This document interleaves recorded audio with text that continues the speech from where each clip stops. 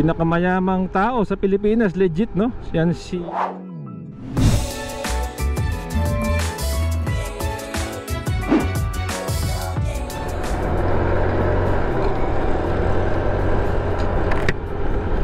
Alright, magandang araw mga kababayan. Dito tayo ngayon sa ayan. So magandang araw mga kababayan. Dito tayo ngayon sa Daang Hari.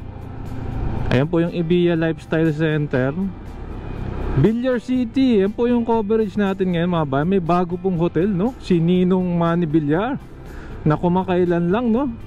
Sa 200 po na pinakamayaman sa mundo, pumasok po yan si Ninong. Talagang pinuwersa na no? Ninong Ninong Manny Villar, mga kababayan, no?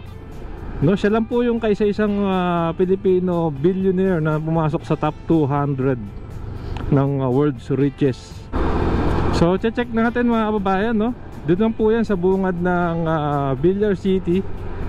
At napakagandang hotel mga bayan. Siyempre kung bago pa lang po kayo sa ating channel, inaanyayahan ko po kayong mag-like, mag-comment and subscribe, video notification bell para updated ka pag may bago tayong video. So muli, nasa Daang Hari po tayo ngayon. At check natin ang bagong hotel ni Ninong Manny. Ba't yung mga may pangalang Manny ay mayayaman, no? Talagang Manny, kailangan yata ay ipangalan mo na sa iyong sarili ang pangalang Manny. Ayan, so araw po ng linggo ngayon, no? Time siguro alas 2 na po or 1:45 po ng tanghali or ng hapon. Yan, kaya katirikan ho ng araw. Makikita nyo sa mga anino ng mga nagmomotor. At long weekend na naman, fast approaching mga kabayan. Ano po ang inyong balak? Long weekend. Alam ko pong may hangover pa yung iba, no? O baka iba, ubos na yung budget. O, check natin mga kabayan. Ayun, no? Mga kabayan, yun na yung bagong hotel ni Ninong. Baka naman Brittany Hotel mga kababayan. Check natin, lapitan natin itong Brittany Hotel. Tayo sa kanan para makapwesto tayo ng maigi. Ayan na, approaching na tayo dun sa bagong hotel ni Ninong. Congratulations Ninong. Pinakamayamang tao sa Pilipinas, legit, no? Yan si Ninong Manny Villar. Kakanan ka pagpapasok ka sa Brittany Hotel. Pero ito muna, pakita muna natin ito. Ayan siya, oh. Brittany Hotel. So kanan tayo rito kay Shakey's.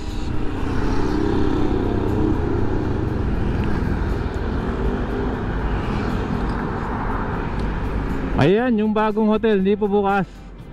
Mga bayan, no? Brittany Hotel, mukhang magandang hotel, ah. Paano kaya tayo makakalapit dyan? May entrada ba rin? Ay wala. So ito yung gilid nya. So parang may labasan din dito. Ayun, may fountain na, oh. Tingin ko magdodraw na lang tayo rito para makita natin itong Brittany Hotel.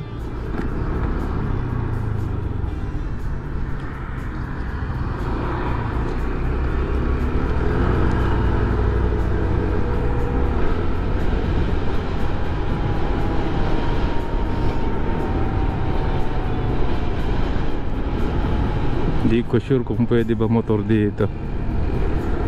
Check natin.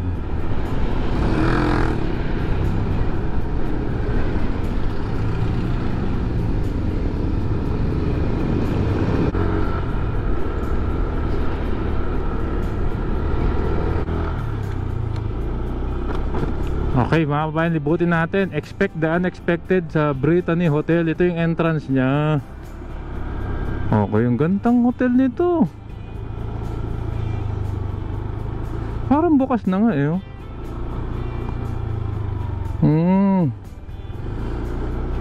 Ano ba tumbok nito? Tingnan ko nga kung anong tumbok nito mga kabayan. Hindi ko alam eh. Pero tingnan ko sa Google Maps, suminto kasi ako saglit. Subdivision. Tignan lang natin. Pero ito nga ano, yung plano po rito sa Villar City is gawin siya parang mala BGC. So sentro ng mga negosyo, no. Hindi mo na kailangan pumunta ng Metro Manila. Bontis siya, subdivision nga.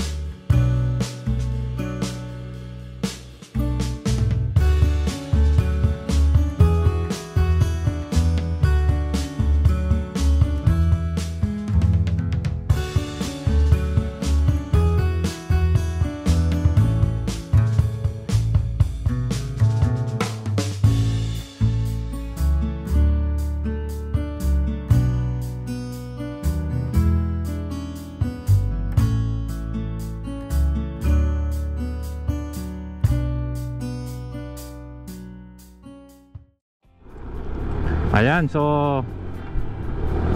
kabayan, lapitan natin siya ulit, no? Mukhang hindi man tayo makakapasok eh. Hindi pa natin sure kung bukas ito, no? Siguro maglalagay nila ako ng update dito sa vlog. Pero sa labas, kumpleto, no? Tapos nakita natin sa drone shot, meron na siyang pool. Sanday pang development dito. So yung dulo pala nun, subdivision mga bayan, walang daan. So ayan siya. Pero may mga kotse na eh. Baka bukas na to. Ayan, no?